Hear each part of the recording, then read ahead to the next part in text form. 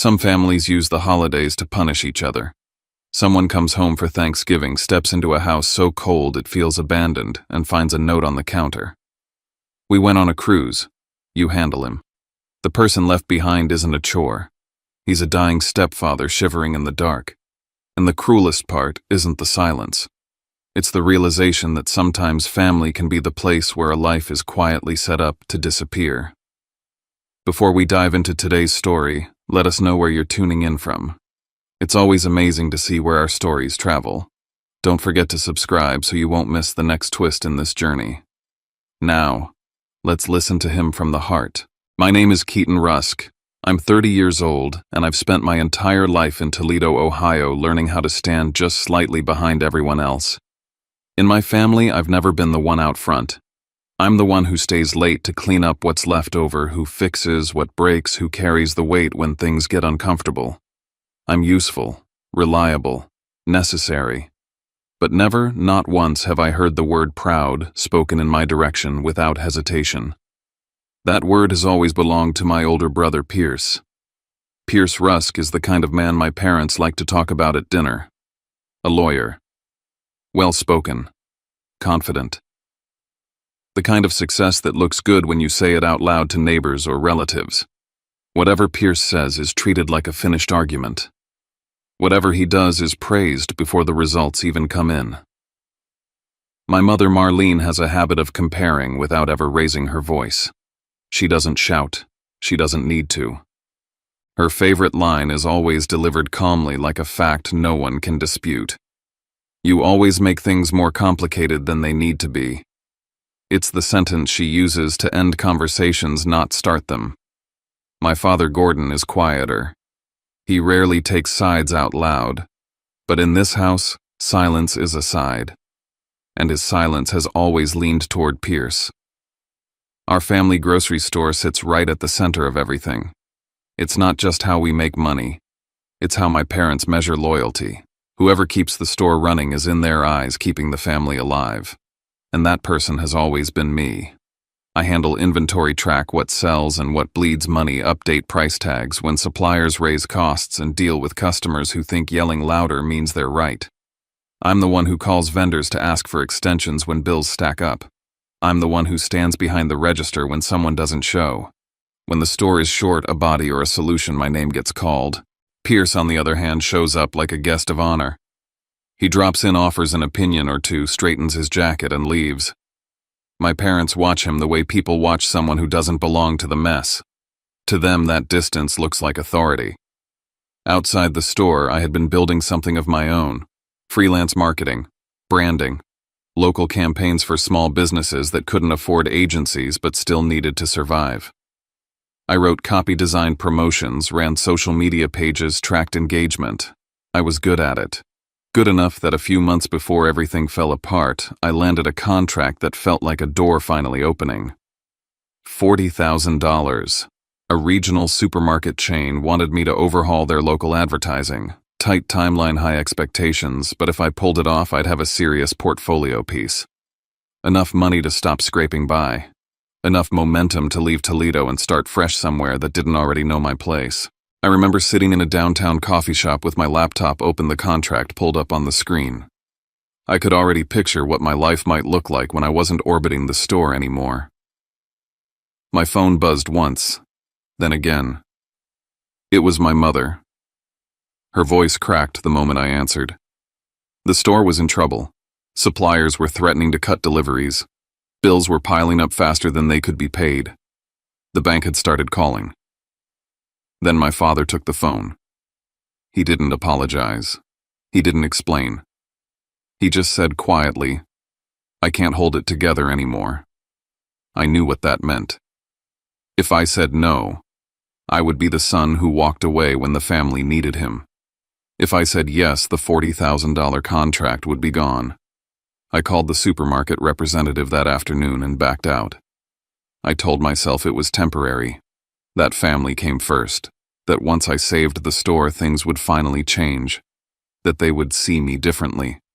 That night, I unlocked the office behind the store, opened the ledger, and started making a plan. As I turned off the lights, I promised myself I would do this all the way. No half measures. As I walked out, I heard my mother on the phone in the front of the store. Her voice was lighter than it had been all day, reassuring, confident. "Have Pierce come by," she said. "Once he's involved, things will be fine." I stood there longer than I meant to, listening already, understanding what that meant. Even as I gave everything up, they were still waiting for him to be the hero. I threw myself into the store like it was the only thing keeping us afloat, because it was. I rebuilt our marketing from the ground up. I wrote radio scripts and sat in a cramped studio recording ads that leaned hard on honesty, real prices, real people, a family store that still cared. I designed coupons and flyers and spent evenings walking neighborhoods, sliding them into mailboxes one by one. I replaced the faded sign out front and put up standees that actually caught the eye. I posted daily in Toledo community groups and kept our Facebook page active with promotions, photos, and replies. Behind the scenes, I cut what wasn't working. I dropped loss-heavy items, renegotiated terms with suppliers, rearranged shelves to push higher-margin products, and trained staff to greet customers like neighbors, not transactions. Slowly, it worked. Foot traffic picked up. A few suppliers came back to the table. The register stopped sounding desperate and started sounding steady. Cash flow loosened just enough to breathe. I waited for someone to notice. Instead, more work landed on my plate. My mother didn't thank me. She handed me invoices and asked me to review them. She told me to call another supplier. She asked me to just take a look at a staffing issue. My father didn't say much at all. His measure of success was simple. The store wasn't closed. Then one morning, a post went up in a local community group praising the new vision of the Rusk family business. It talked about strategy, branding, direction. It credited Pierce. I stared at the screen, recognizing every idea as my own. The slogans, the promotions, the tone. I asked my mother why his name was attached to it. She barely looked up. "He's a lawyer," she said. "People trust him." The truth landed clean and sharp. I wasn't being seen. I was being reassigned. A few days later, my parents called a family meeting in the cramped office behind the store, where the safe sat bolted to the floor. My mother spoke like the decision had already been made. Starting next month, Pierce would be listed as manager. He would oversee operations. Pierce adjusted his tie and glanced around the room like it belonged to him. "You did okay, Keaton," he said, polite enough to hurt. My father avoided my eyes and nodded. I stood there, realizing I'd pulled a sinking ship back from the edge just so someone else could take the wheel. I told myself it was fine, that the store was alive. That mattered. That maybe this was how they'd see my value, quietly. I kept working. That's when Drew Callahan finally said what I'd been avoiding. We sat in a worn diner booth, vinyl cracked with age. He didn't soften it. "They don't love you for who you are," he said. "They keep you because you're useful." I didn't argue. I couldn't. A week later, my mother mentioned Pierce's upcoming wedding to Sienna Caraway. She said it casually, like an afterthought. The family wanted it to be impressive, something people would talk about. I heard the words and felt the familiar weight settle in. I already knew who they'd asked to carry it. It started with a list, a long, color-coded, borderline militant checklist that my mother handed me like it was a family heirloom. Venue, catering, flowers, music invitations, photography, decor. Everything. Not a request, not a favor, just a statement of fact. "You'll handle it all smoothly," she said, as she passed the list across the kitchen table like a court order. My father added almost as an afterthought, "Don't ruin your brother's day." No one asked if I had time, if I had money, if I had a choice. Because to them I didn't. That word choice doesn't exist in the Rusk household unless your name is Pierce. The list sat on my desk for 2 days. I kept telling myself I wouldn't touch it. I had other things, clients I was already behind on, bills I was ignoring, a mild stomach ulcer reminding me I hadn't eaten properly in weeks. But late one night, I opened my savings account. $10,000. That was my cushion, my escape hatch, my sanity fund.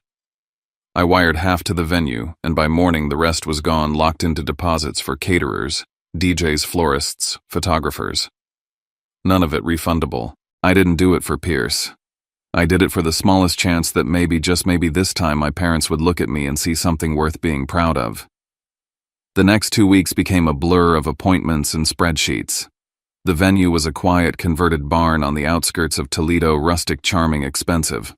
I read every clause in the cancellation policy like I was signing away my soul. I probably was. At the florist's, I negotiated packages that fit our budget, simple seasonal arrangements. But when Sienna arrived and glanced at the higher-tier display, she murmured, "Imported lilies would really elevate the whole look," and then said nothing more. Just a smile, as if the flowers would manifest on their own. The band was a local group that I managed to book for a decent price. Pierce called the next day, voice tight and annoyed. "I want something classier. This isn't prom night." When I handed the draft of the wedding invitation to my mom, she frowned at a small typo in the RSVP line. "This is careless," she said. "Not thanks for doing this. Just an indictment.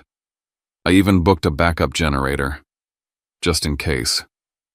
Because I knew one small hiccup would become my fault. That's how it always worked." One day at the venue, while finalizing layout with the coordinator, she made an offhand comment. "Your family mentioned you were covering all the expenses for this portion. That's really generous." I stopped mid-step. I never said that. I thought I was contributing, supporting. But they'd told outsiders I was paying for the entire thing. I asked my mother that night. She didn't blink. "What's the problem? We're handling it as a family. You're capable, aren't you?" Then came the upgrade requests. Emails from the photographer, DJ, even the bakery confirming changes to the package, more luxurious, more expensive. But I hadn't approved any of it. Pierce signed off, they said. I called him. "Just finish the job," he said. "Stop nickel and diming everything. You sound petty." Each time I tried to raise a concern, the narrative flipped. I was being difficult, ungrateful, dramatic. I met Drew at the diner again, the same cracked vinyl booth. He listened quietly, then folded his arms and said, "This is the store all over again. Just fancier wallpaper." Later that night, Pierce sent me another list upgrades for lighting, decor, plated dinner service instead of buffet. My mom followed with a text. "This is a big day. Don't embarrass the family."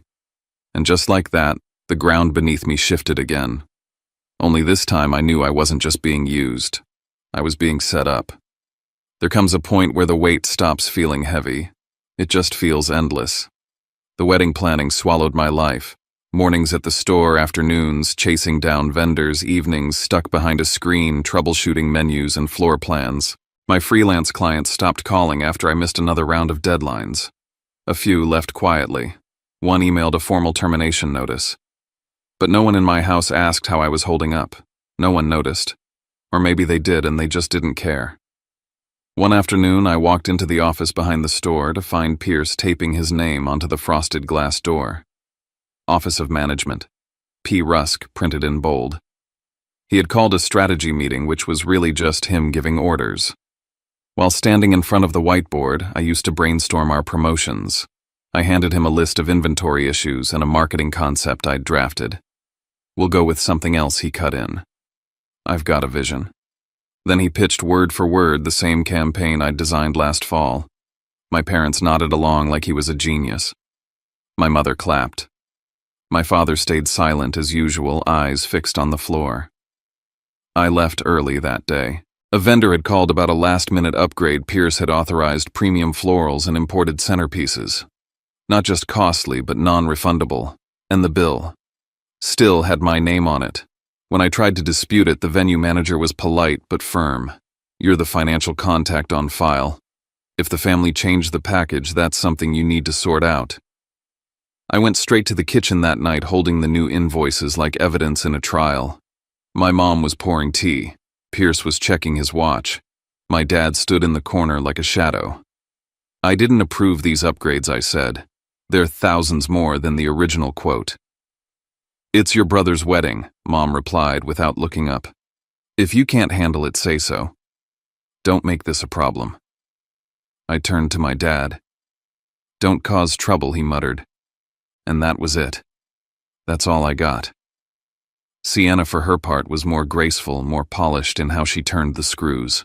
During a tasting session, she showed me Pinterest boards of lavish centerpieces and crystal chandeliers. "I just think "This look is so timeless," she said. "Everyone's doing it." She didn't say I had to pay for it. She didn't have to. The implication hung there. If you cared about how this family is perceived, you'd make this happen. Then she slipped up. As she walked out with her phone still unlocked, I saw a message thread with Pierce. He promised it would be big, classy, nothing low budget. Of course he did. Because to him, it was easy, he wasn't the one footing the bill. That night I got an alert from my bank. A pending hold on a vendor charge I didn't authorize over $3,000 for a luxury rental company. I called the hotline. Yes, the rep said. This was done with your billing address. Last 4 digits match the card you have on file. I hadn't given that to anyone, but my family had access. My office was in the house, my wallet was on the kitchen counter. My trust had been wide open. I called Drew. He didn't ask what happened. He just said, "You're not just the errand boy anymore. You're the legal fall guy. That's where this is headed." He told me to start saving everything, every invoice, every email, every change order. He even offered to help organize it into a file. "You need proof," he said, "before they decide you're worth throwing under the bus." The next day, I found out there was a final planning meeting scheduled for tomorrow night. At our house. Everyone would be there, Pierce, Sienna, my parents. I wasn't told about it. Just stumbled across the email by accident on the shared desktop. Something told me this wasn't a meeting. It was a verdict. I started that morning differently. For the first time, I didn't just react, I prepared. I sat down with a pen and paper, opened my banking app, and wrote everything out in columns, what I'd already paid, what they were trying to pile on, and where I drew the line. $10,000. That was it. No more. When I finished, I stared at the number. I wasn't trying to be difficult. I wasn't even trying to make a stand. I just couldn't go further without completely losing myself. So when the venue manager slid a thick folder across the table at the final walkthrough and said, "We just need your signature here to confirm the upgrades," I took a breath and pushed it back. "I didn't request any upgrades," I said. His eyebrows went up. "Your mother and brother confirmed them last week. We've already ordered materials and scheduled the setup crew. If you don't sign, it'll be considered a late cancellation. There's a 70% penalty clause." My stomach dropped. But I didn't approve those changes. I didn't sign anything. They said you'd be covering everything. It's in the notes. And right on cue, Pierce walked in like it was choreographed. He clapped the manager on the shoulder and said with a laugh that felt more like a blade, "My brother just likes making things complicated." Then Marlene added as if I weren't even in the room, "He's always been sensitive. Don't mind him." In that moment, I realized something bone deep. They were painting me into a corner. Every sarcastic comment, every passive dig, it wasn't just cruelty. It was strategy. They were building a version of me that no one would take seriously. So when things fell apart, they'd already prepped the narrative. It's just him. He's unstable. He couldn't handle the pressure. I left that walkthrough with a pounding in my chest and a weight I couldn't shake. That night I pulled every contract I'd signed, reread every clause, every signature block. And what I found chilled me. There were clauses about penalties, about guarantees, about who held liability for final payment. And in more than a few, my name was the only one listed. My contact info, my address, my email. They'd used me more than I even realized. The next day, the bakery called about a delayed payment. Then the DJ emailed confused about a new sound package I hadn't heard of. It wasn't just the wedding spinning out, it was the family store too.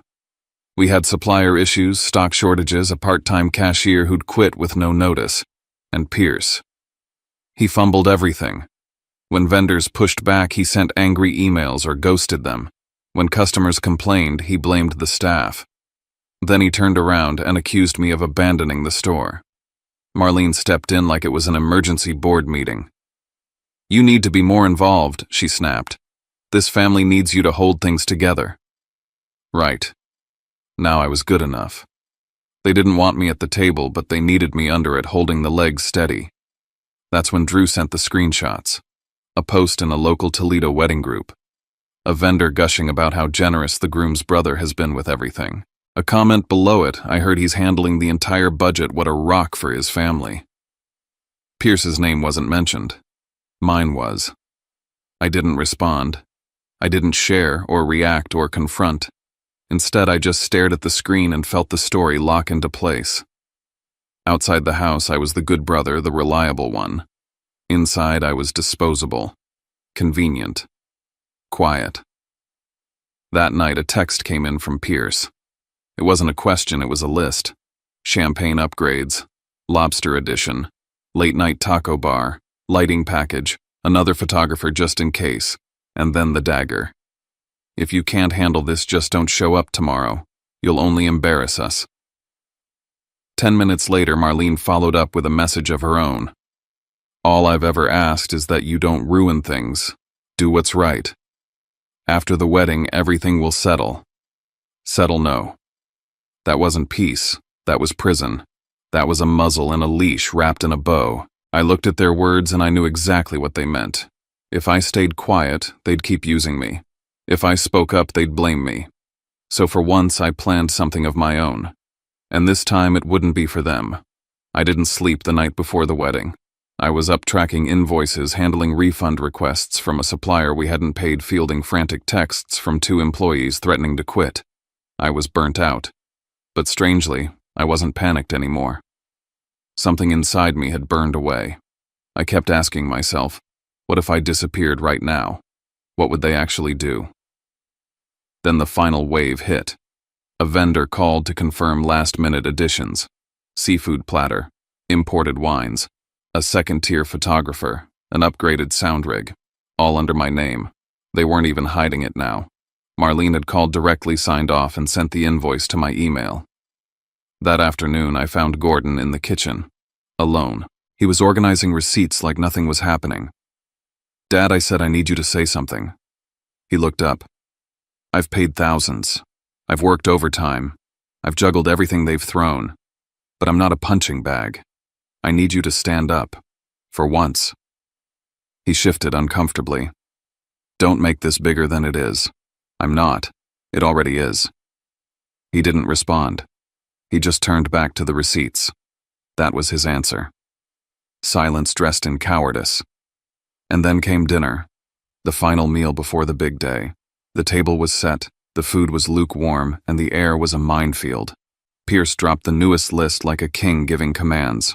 We're adding one more live set at the reception, and Sienna wants the floral arch moved to the lake. Just make it happen. I didn't shout. I didn't flinch. I'm not paying another cent. Marlene's fork hit her plate. Her eyes were glass. This is your brother's wedding, she hissed. If you can't be part of it, I already was.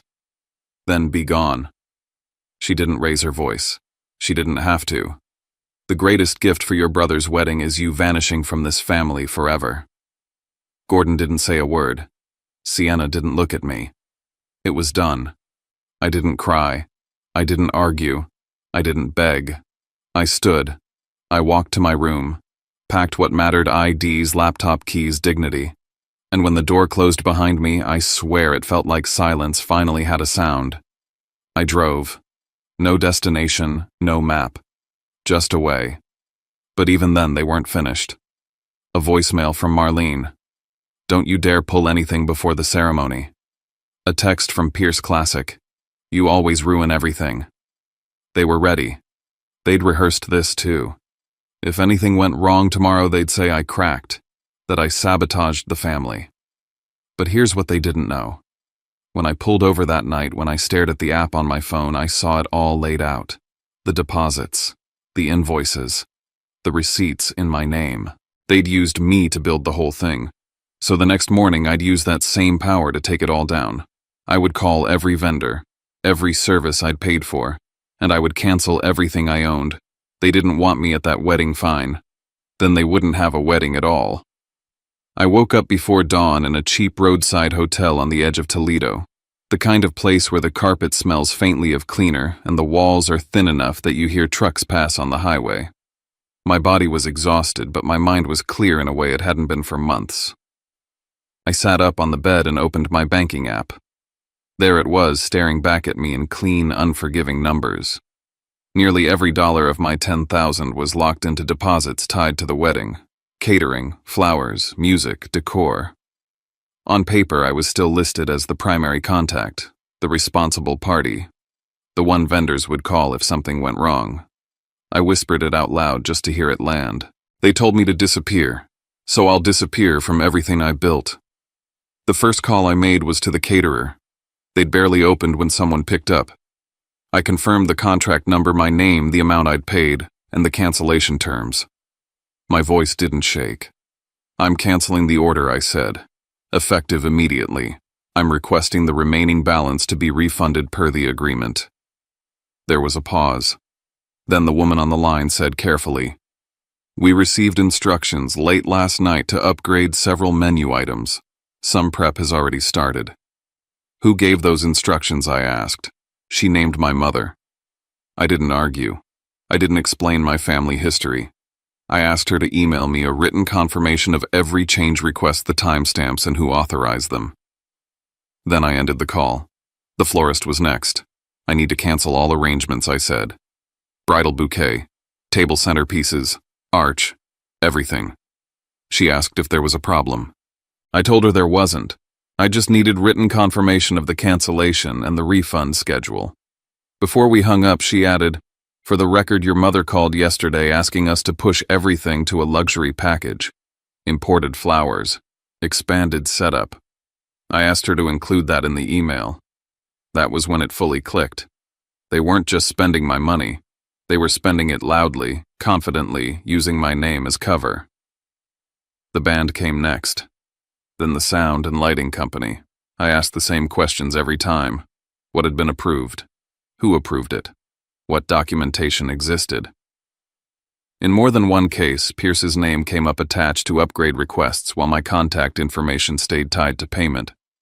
By mid-morning, a pattern had emerged so clearly it almost felt clinical. They spoke. I paid. And if anyone came looking later, they'd be looking for me. I called the venue last. I couldn't cancel the space itself. The main contract wasn't mine, but I canceled everything that was.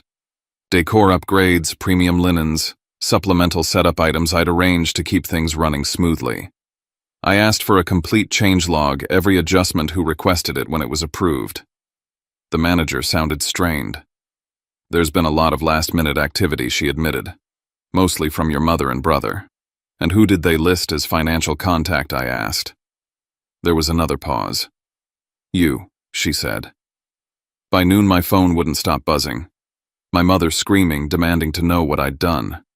Pierce cursing, accusing me of sabotage. My father left a voicemail so cold it felt rehearsed, calling my actions shameful. I didn't answer. I saved every message. Then Pierce sent a text that crossed from anger into threat. He said he'd make sure everyone in Toledo knew who I really was. I sat on the edge of the bed and pictured the venue filling with guests. Empty tables, no music, no flowers, no food, staff scrambling, voices rising. I wasn't there, but I didn't need to be. If they wanted me gone, then they would stand in the spotlight without the support they'd taken for granted. By mid-afternoon, the story had already been written without me.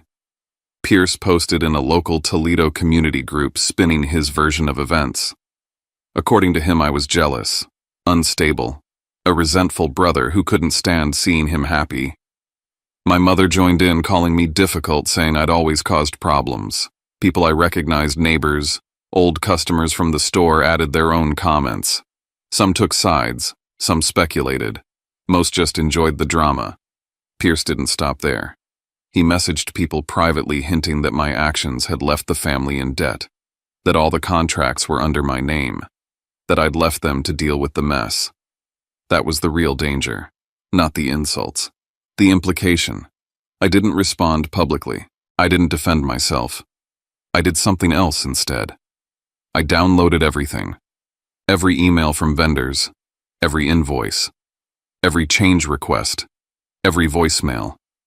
I organized it all into folders labeled by date and sender. Then I started planning my exit. Drew came by that evening. He didn't say much at first. Then he asked one question. Do you want to win, he said, or do you want to live? I told him the truth. I wanted to live. But I wasn't willing to carry their debts or their lies with me. Then leave clean, he said. Paper trails. No public fights. Let them talk. While I packed, a message came in from a supplier tied to the grocery store asking about a late payment. That was when I realized something else. Pierce had taken over management on paper. But when trouble hit, they still expected me to fix it. That was the line. I contacted a local agency that had once asked about buying my freelance client list. Within a day, the deal was done. I sold my active contracts and contacts for $25,000, enough to breathe, enough to go. I also pulled the $5,000 I'd invested in the family store using the paperwork I'd kept tucked away. I didn't tell my parents. I didn't warn them. I booked a one-way ticket to Santa Fe, New Mexico, somewhere far, somewhere quiet. Before I left, a letter arrived from my mother, handwritten. She said she was sick, that the family needed me, that this was bigger than old arguments. I read it once. Then I wrote back a single sentence. I wished her well. I said I wasn't coming back. I blocked their numbers, archived the emails, kept the files. For years I thought disappearing meant being erased. Now I know better. Sometimes disappearing is how you finally stay whole.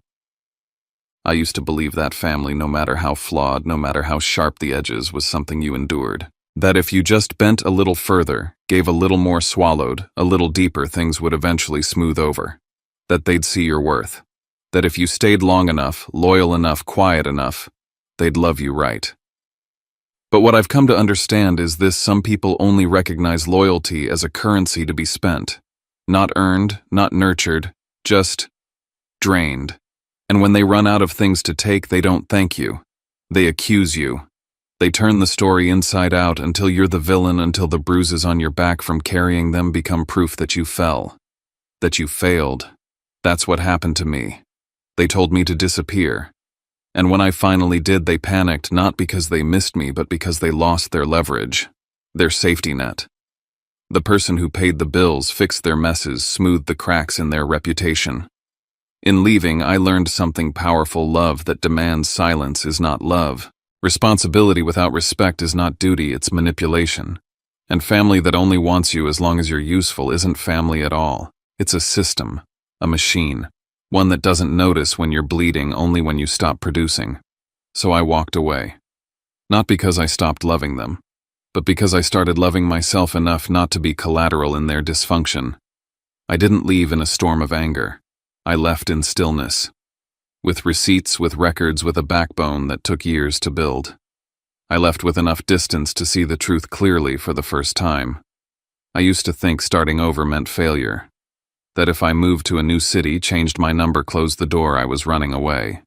But now I know it wasn't escape. It was return. A return to myself. Because I'm not the roles they assigned me. I'm not the scapegoat. I'm not the problem solver on demand.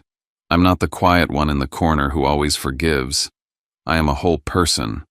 I have boundaries. I have a future that doesn't need their permission to unfold. And in Santa Fe, every morning that I wake up without dread in my chest, every night I sleep without rehearsing my defense, I realize peace isn't earned through endurance. It's claimed through choice. So if you're listening to this and you've ever felt guilty for pulling back, for saying no, for choosing yourself, I want you to know you're not wrong. You're not selfish. You're just learning how to stop bleeding for people who wouldn't bandage you if you were the one on the floor. Some endings don't come with closure. Some apologies never arrive.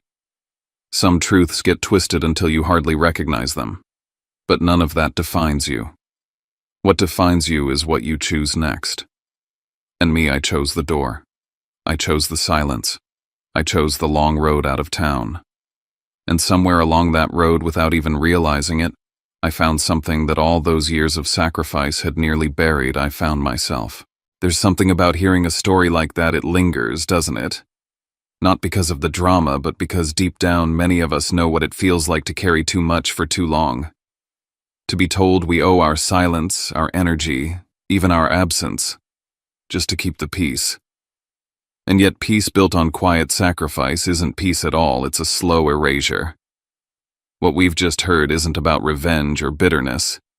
It's about reclaiming the right to exist fully without needing anyone's permission. Sometimes the kindest thing we can do for ourselves and for others is to step away with grace. Not to punish, not to prove a point, but simply to breathe again. To draw a line where we were once only seen as a resource.